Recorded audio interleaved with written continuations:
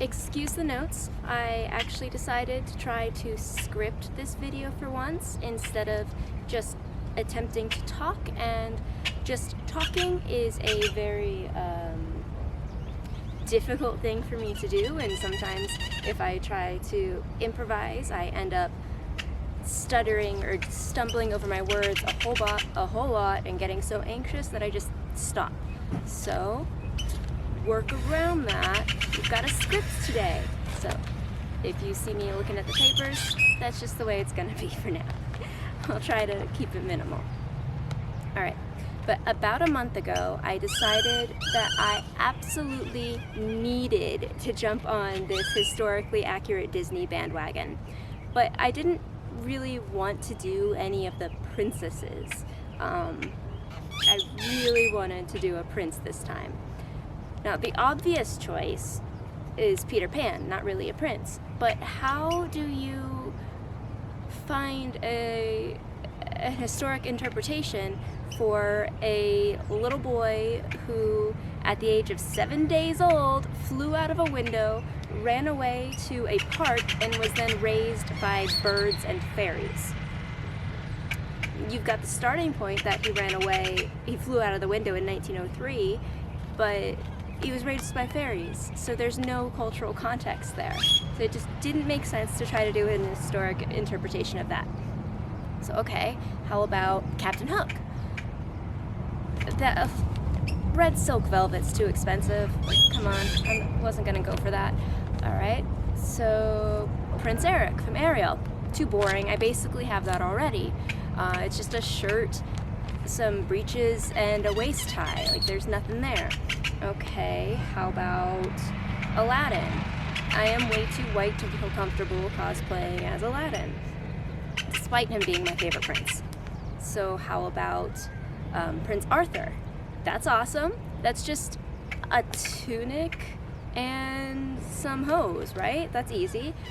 Too easy, too boring, that would have been too simple. I would have been done with that in a few days, and I didn't really want a simple project. I wanted a month-long project.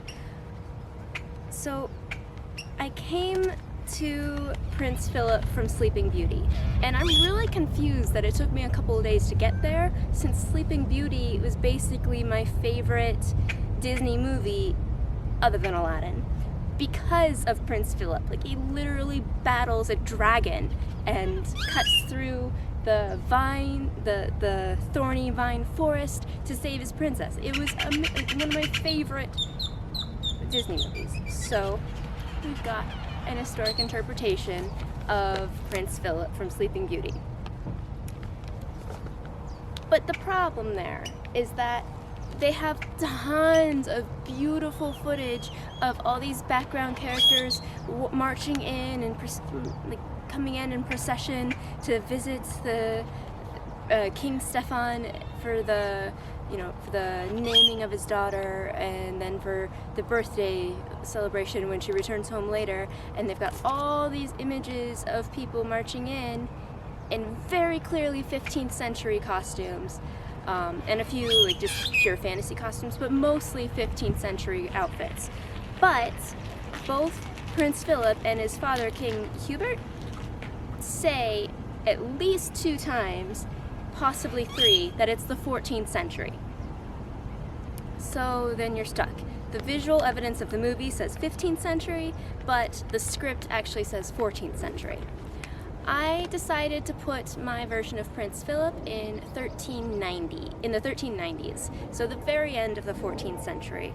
I thought that was a pretty good compromise. So that's where we're at. Alright, I started by making the shirt and braies. I'm about to start making my braies, which are basically the medieval version of boxers. They're really simple. It's just a rectangle of fabric folded in half, and then you sew this part, leave a blank for the waist, and then sew the rest of it. That'll make more sense later. Now, gotta figure out what size my rectangle is gonna be.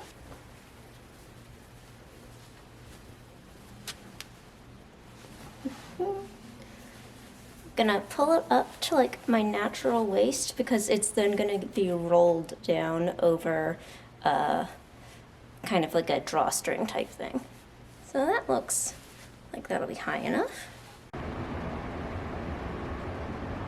So I've got my rectangle of fabric pinned up and ready to be stitched.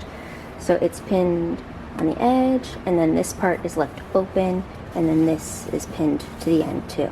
And then this gets worn kind of like this. So this is the waist opening, and then the leg goes through to come out down here.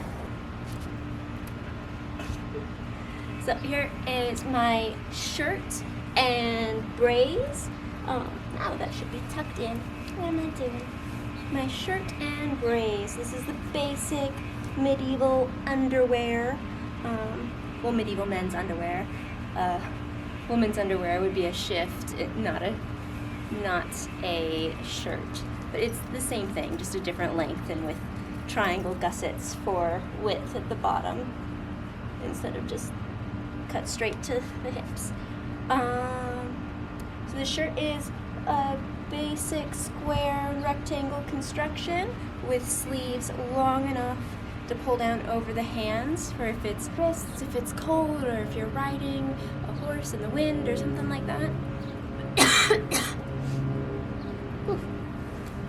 And got the underarm square gusset to make space so you can move.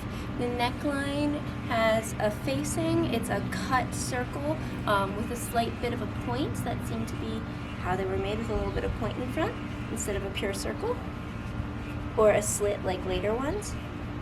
And the braies are tied up with a little waistband tie that has eyelets. I sewed my eyelets with some linen thread, and these are made with some, well, it should have been all linen fabric, but I had this extra cotton linen blend laying around, so I just used that because it's underwear, it's going underneath, and the cotton linen blend is good enough. No one can tell the difference just by looking at it anyway. I mean, you can feel the difference. It's a lot like fluffier and softer. Like a real linen is more crisp, and a cotton linen blend is a little bit, it's just softer, but you don't see that looking at it. It's just a feel kind of thing. And it's underwear anyway, so it doesn't truly matter. And this is what I had extra lying around. So yeah, here's my underwear.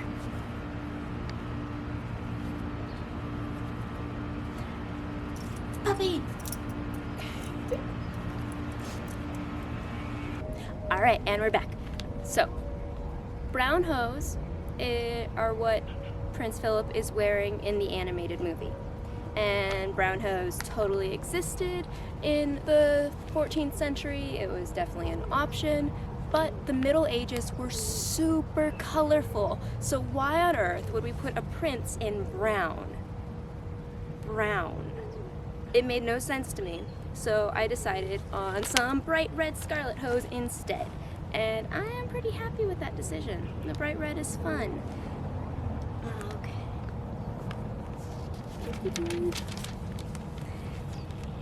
Alright, to get the pattern, I started with the basic little puppy dog face pattern and then measured the circumference of my leg at key points from like across the top of my foot and my ankle and calf and under the knee and over the knee and thigh, and I measured the heights of those points and the circumference and then plotted that out on paper and realized I probably didn't need any of those measurements, because to actually make the hose I cut out the fabric, which was an old wool blanket because I'm not really comfortable with buying new wool fabric.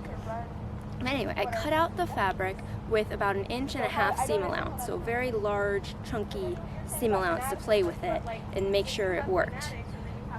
Then, after cutting out the fabric, I dyed it red. Alright, bright scarlet red fabric now.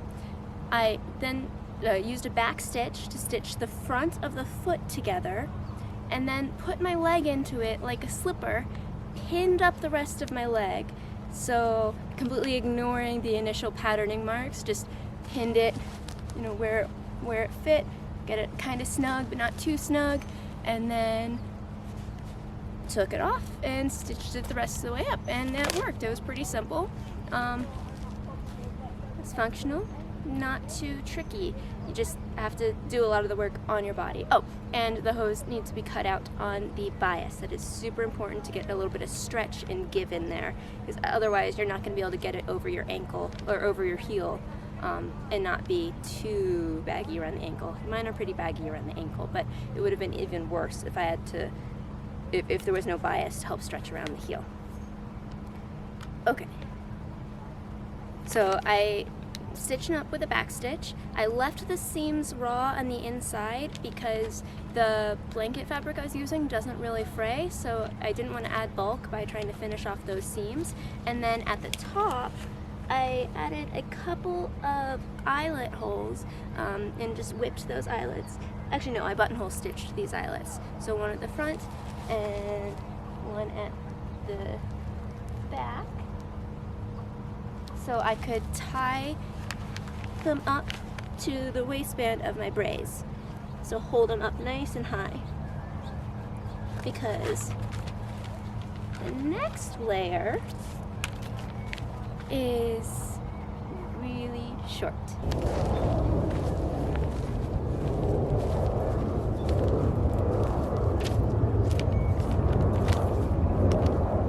Okay, so over my shirt, braies, and hose, I have my cotehardie. Sorry for pronunciation. Words are difficult, so pronunciation is even harder. Anyway, so I've got my cotehardie.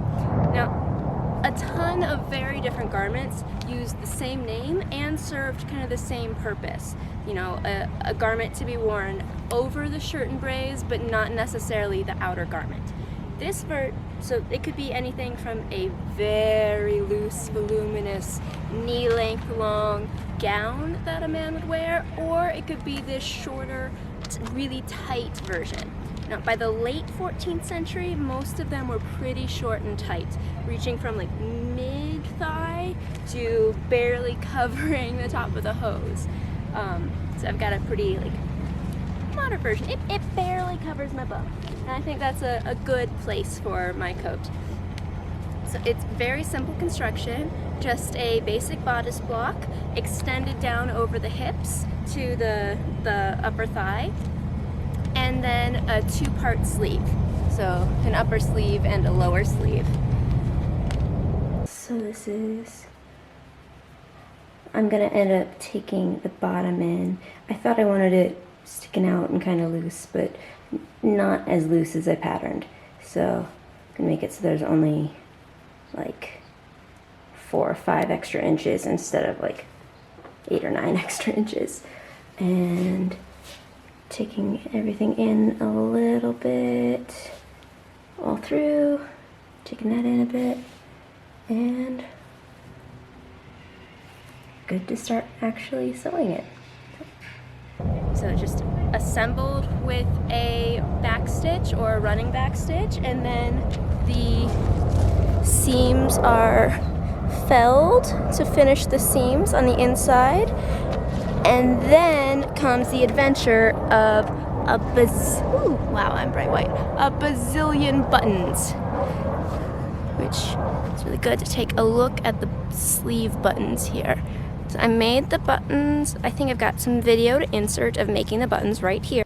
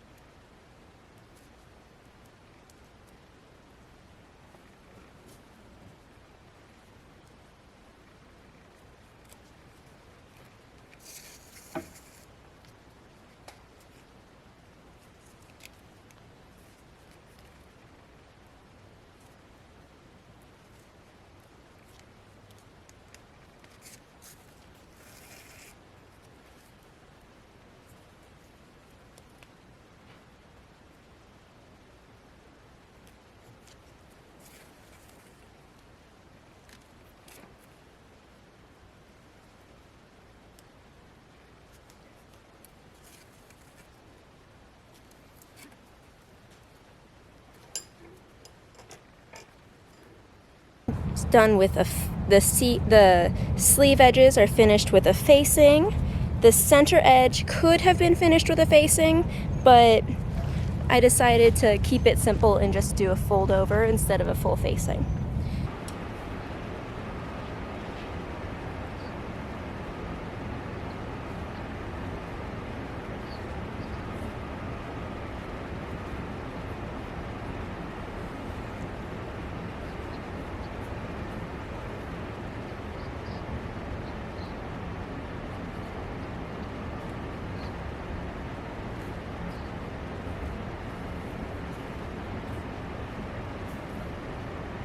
Now, talking about this fabric choice, I used linen, and I used a really deep dark blue linen instead of the black that Prince Philip wears in the movie. Black dyes were still kind of new in the 14th century and not very, not super black. You know, they were possible, but they were expensive and difficult. So I just decided that blue would be a better choice. And it's a rich, dark blue. So this isn't like a cheap woad blue, than a rich, deep blue, which is, you know, pretty princely, I think. Then, both wool or silk would have been better choices than linen. You totally could have a linen cotehardie. It was possible, but wool or silk would have been better choices. Specifically, silk would have been a better choice for a prince. But I live in the desert. It's hot. I don't buy new wool, so a fine thin wool is off the list of options. Wool blanket fabric would not work for something like this. While it did work for the hose and for my hat and for the cape, it wasn't going to work for the coat. It's just too delicate. And silk that I wanted would be too expensive because I didn't want a plain silk. I'd want like a silk brocade or an embroidered silk or something really nice and rich if I was going to go that route. So I just stuck with the linen because it was possible, it works better for the environment where I live, and I can also reuse and wear a linen, this garment as like a history-bounding garment or part of an elf costume made out of the blue linen more than I would use it or more than I would wear it or reuse it if it was made out of something different. So that's what I did. And it has 37 buttons and 37 buttonholes. That is a ton of buttons and buttonholes. We'll just remember that now. So this is quite a lot of buttonholes and eyelet type things. Alright. The next layer. Okay. This layer is a bit more complicated because, well, for a few reasons. Prince Philip in the movie wears this strange taupe, kind of like a doublet, kind of like a modern idea of a tunic type overgarment that just, I'm pretty sure it didn't really exist. I couldn't find anything that really fit like that. Like it had one lace at the top, it didn't lace down, it didn't have buttons, it wasn't something real. But what is real is an arming jacket, also known as a gambeson, an accaton, a jupon, a pourpoint. There are a bunch of different names for them, and it's basically just a padded garment originally made to be worn under plate or chain armor or over plate armor, or both. You could wear a very simple one under the armor and then a fancy one over the armor. But also, at least in France, there's evidence of kind of well-to-do young gentlemen wearing them as fashion garments. So I thought it was totally possible that that could be what Prince Philip was wearing. Because, I mean, just look at the processions marching in. There were tons of soldiers wearing them, marching in, wearing them over their armor at the beginning of the movie. And if you're thinking the time period, I think we're at the end of the 100 Years' War.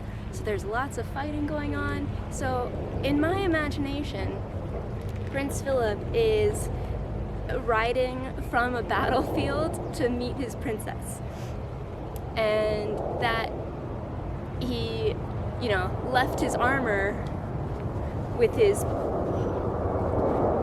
fellows and his tent and all that, but just kept on his jupon and jumped on his horse to go meet his princess. That's my headcanon, and it works, and it fits the costume that he's wearing in the movie, kind of, and it fits the time period, and it fits the story, so that's what we're going with. We've got a little bit of a dagged edge here.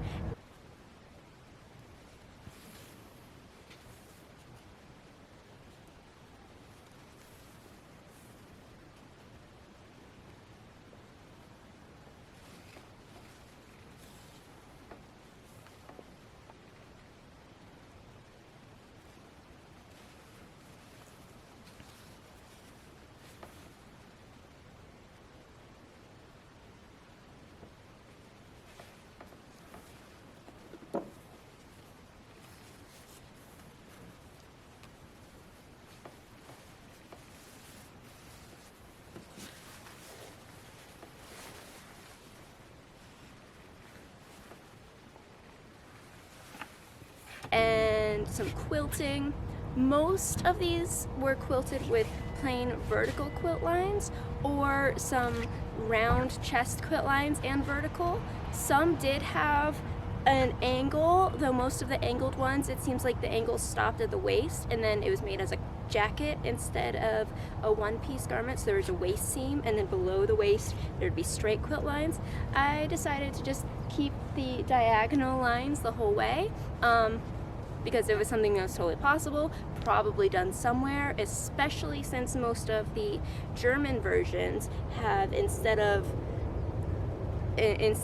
parallel quilt lines, they have it's crossed like diagonally to make diamonds. So if you're making diamonds and you only do the first part, you've got like a chevron, and so that's what I did.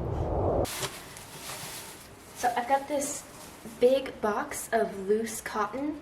It was sold as cotton tow, which is supposed to be like the super fluffy fibers left over after processing that are really not great for processing into yarn for garments. But I'm pretty sure this is just unprocessed cotton because of the amount of twigs and little bits left in it, which is totally fine for this purpose. So gambesons and jupons and pourpoints and whatever you want to call them, just arming jackets, padded quilted arming jackets, were stuffed with tow. It's probably more likely to have been linen tow than cotton tow, but one source I found said cotton tow, and I think I recall in another, while researching another topic, that people used cotton just to refer to tow in general in different times through history, so because it's so like loose and fluffy and looks a lot like linen tow. So yeah, it was much more likely that they were stuffed with linen tow, but I don't know how to find linen tow, and I don't think I would want to spend the money on stuffing required to get linen tow. While cotton tow is relatively inexpensive, and even if it's not actually tow and it's just unprocessed cotton, it does the job exactly the same. So I've been stuffing some of the tow in here and then pinning it and then stitching along the pin lines, which are also chalked lines that I marked. So let's continue that process.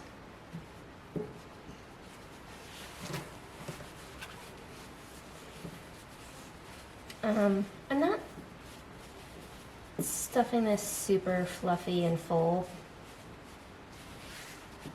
Basically, I'm just doing it.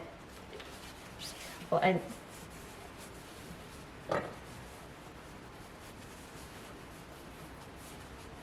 just kind of stuffing it however I feel like it, which is probably not great. Probably should be stuffed, super fluffy and full, but I'm not too worried about it. So while I'm stuffing, I'm picking out the biggest and like hardest of the twigs, just because I don't want to be poked, because the lining is just a soft linen, so I would definitely be poked by some of these twigs.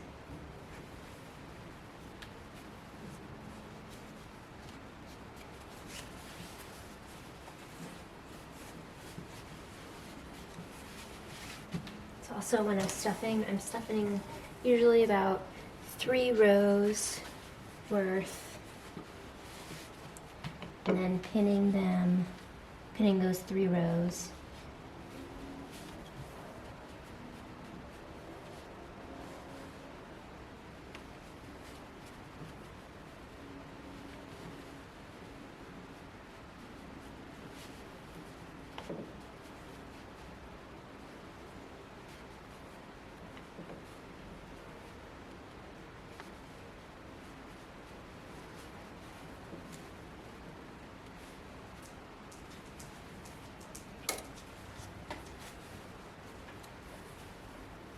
And then sewing those 3 rows. I'm using a back stitch for this just because it looks the most even of any stitching that I'm capable of doing, and this is even not super even. I've just kind of accepted that it's with so much stitching, it just is going to need to be human rather than perfect, and I'm okay with that. You know, there have been some times where my line's gotten really crooked, so then I unpicked some of that and redid bits of it, but for the most part, it's fine. You can't even notice once it's stuffed in full.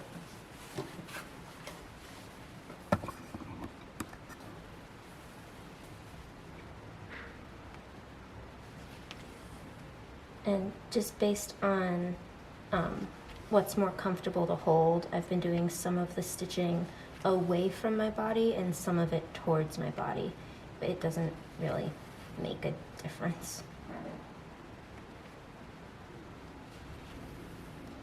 I feel like when I stitch away from my body, it's a little bit more even, but not by enough to really worry about it.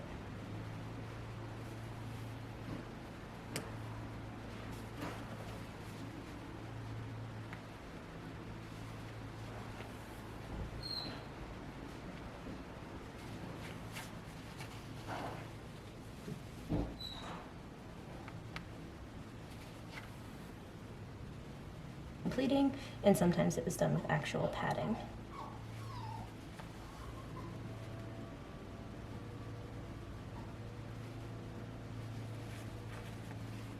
Alright, that's enough stitching just to show.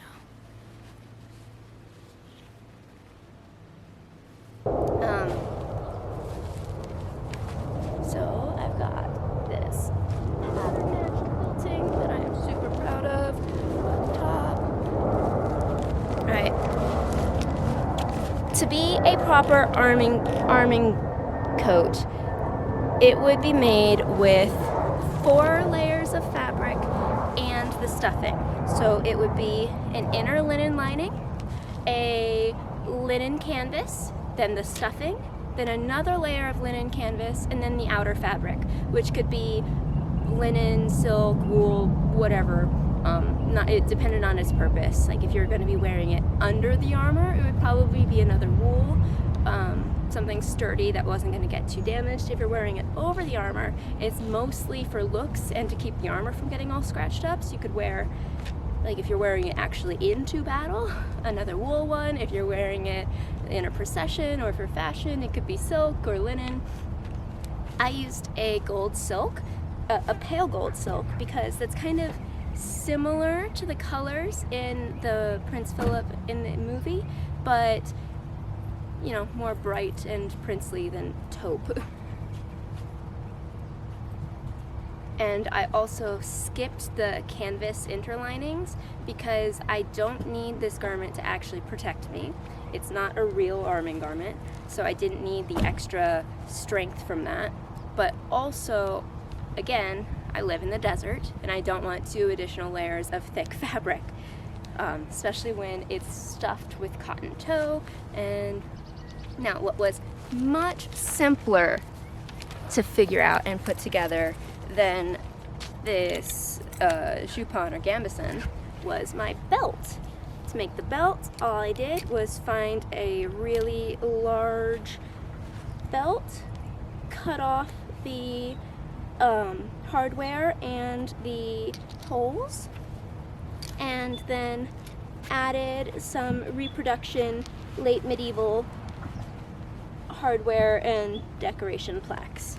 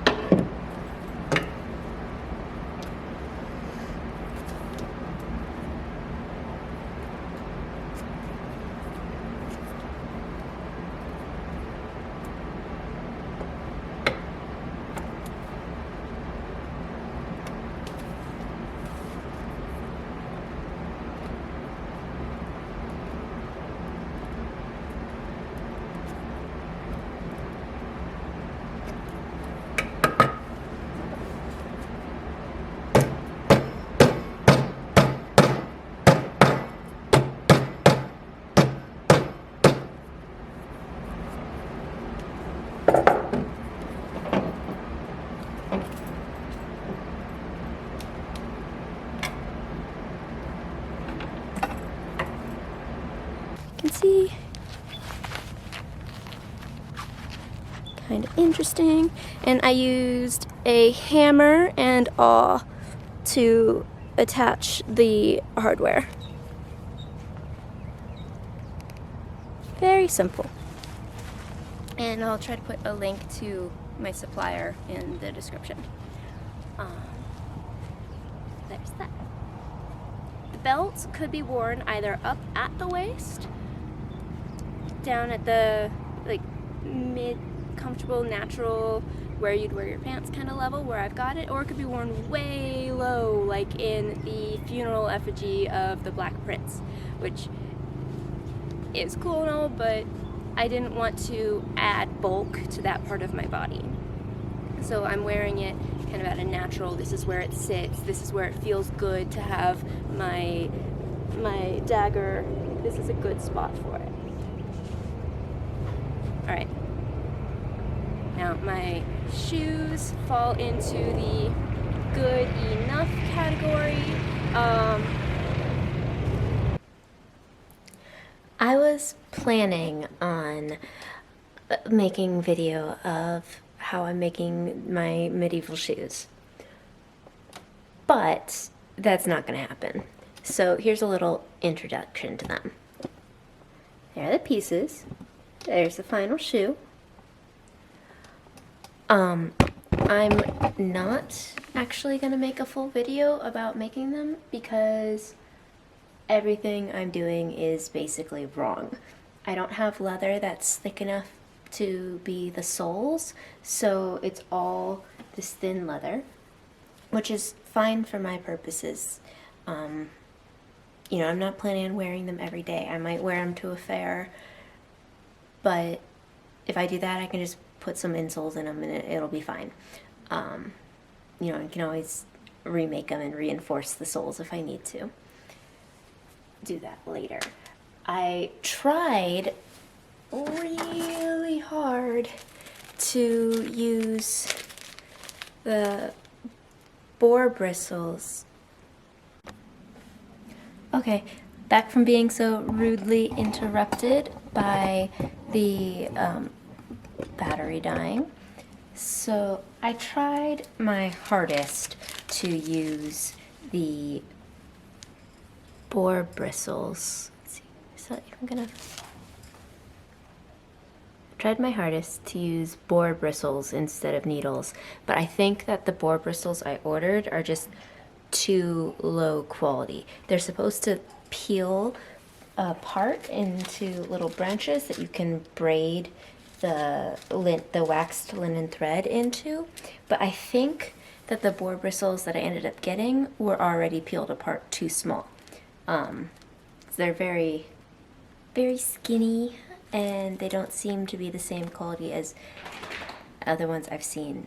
Why is this not focusing?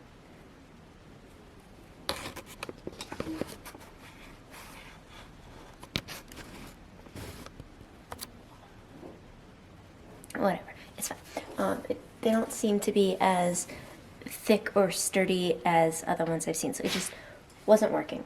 So instead, I am using just 2 random tapestry needles I have to do the shoemaker's stitch, which I'm still, you know, poking holes with the awl and doing all that properly, but using metal needles instead of the boar bristle. And then I don't have a shoe last, and I looked into getting one or making one, and it just didn't seem practical to make a single pair of shoes. And then I also looked more into the history of these shoes, and it seems that even though they definitely had shoe lasts at the time, that there's very little evidence of them being used for the initial production of shoes. So it's more like they had shoe lasts and they used them for finishing work or stretching or patterning, but not, like, they didn't consistently stitch their turn shoes on the shoe last and then turn them inside out like that. Because when you make shoes on a shoe last, you tack the sole to the shoe last, to the wooden shoe last. And the examples that we have from the 14th century and before don't consistently have any evidence of those holes. Like, there are a couple with the holes, but most without the holes. So it's totally alright to try to make these without the shoe last. It just means that the finished product is going to look a little bit more wrinkly, not quite as stretched and tight as if you were making it with a proper shoe last. But again, that also doesn't really matter because I'm not using leather that's really thick enough for my sole, which is because I didn't want, you know, being vegan, I will use leather, but I'm not going to buy new leather. So this is leftover from making some protective equipment that required leather. So this is what I have, so this is what I was going to use, which is fine. You know, I was thinking about making it with, like, doubling the sole. So instead of a single layer of leather, doing 2 layers for the sole. And I might, you know, take them apart and remake them that way. But this is fine for now. And then, because this leather is so thin, I can't really stitch it as diagonal or sideways as it really should be. So, and instead, you know, I tried stitching it so that the sides overlap the bottom like this. And why is my camera not focusing? And it just wasn't really working to stitch with the overlap like that. Because it would start pulling apart and loosening or bunching up in weird ways. So I'm just stitching like it was a normal seam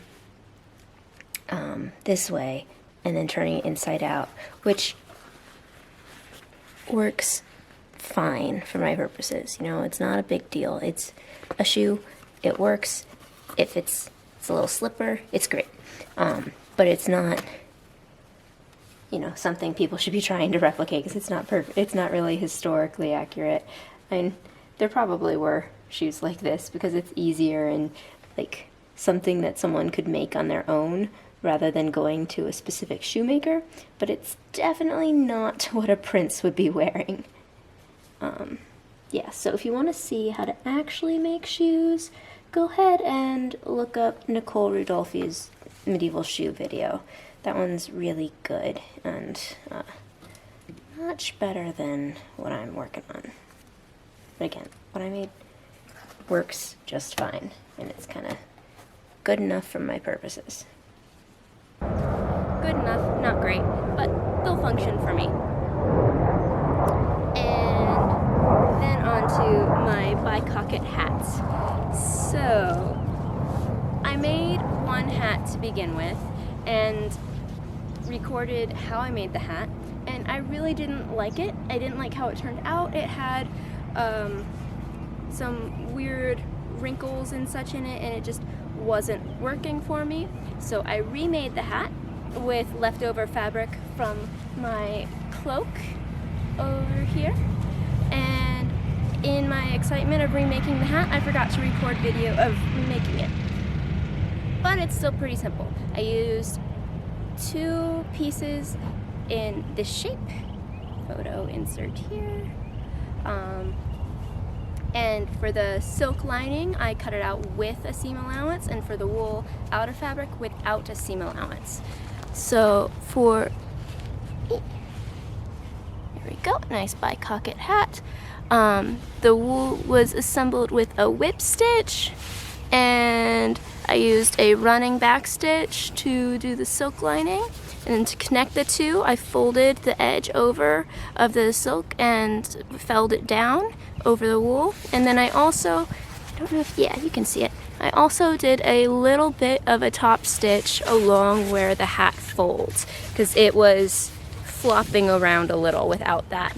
And then I picked up a pigeon feather from outside my door because a bunch of pigeons live on top of the roof of my house. I've got the pigeon house, they love it, and stuck a pigeon feather in it. And there's my bicocket hat.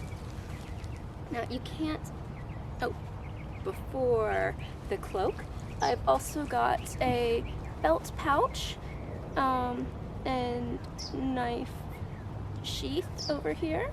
So it is assembled the same way that the shoes are assembled, pretty much the same stitch, and it's based off of all of these originals and illustrations.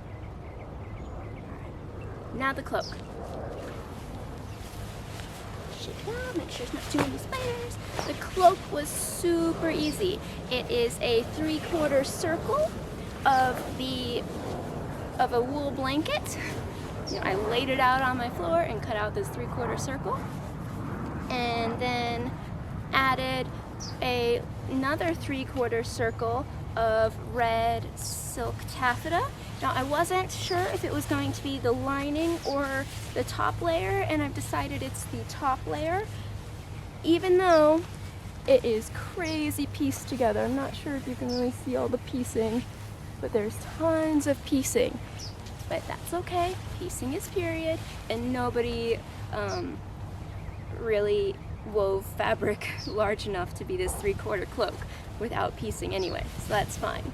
Then I added 3 buttons on the right shoulder, and it's a little slippery because all that silk, and this is how the cloak would be worn. Ready to go fight some dragons? Overall, I am pretty pleased with this historic interpretation. It's, you know, not entirely historically accurate. I didn't use the canvas lining in my gambeson.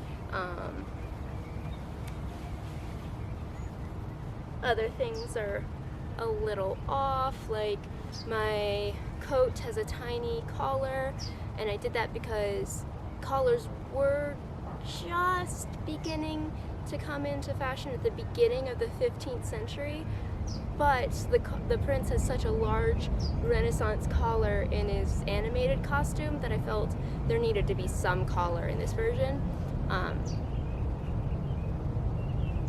So I added the collar. I can't find for sure whether a collar is completely anachronistic for the 1390s or acceptable. So I put it in anyway. So yeah, this is Prince Phillip. I've got my red cloak, my red bicocket hat, the basic color scheme of the black and light gold that kind of mixed up a little bit, basic shapes. His tunic type thing has a wide neckline and narrow shoulder straps. My gambeson has the wide neckline and narrow shoulder straps. The length is about right. His costume is, again, super short, like kind of the barely covering length. I made mine that way. This works. I'm pretty pleased with it. So, can I go fight a dragon now? Any dragons around? Princesses to rescue? I don't know. It is the 14th century, after all.